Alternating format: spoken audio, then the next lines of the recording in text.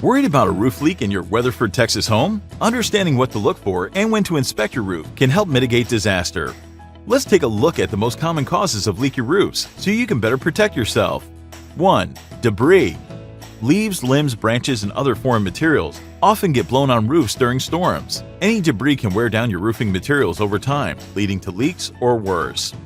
Removing them and inspecting the roof immediately can help identify any weak or damaged areas. 2. Age of your roof. How long have you had your roof? Depending on what type of roof is on your home, it could last 20 to 100 years. If your roof is older, normal wear and tear caused by the elements can take its toll much faster. 3. Lack of maintenance. Arranging for regular maintenance and repairs and using the best quality product available can help increase its longevity. Hiring an expert team to routinely inspect your home's roof is the best way to avoid a leak. Need help inspecting or repairing a leaky roof? Contact us online or call 817-821-0323 to get started on your project today.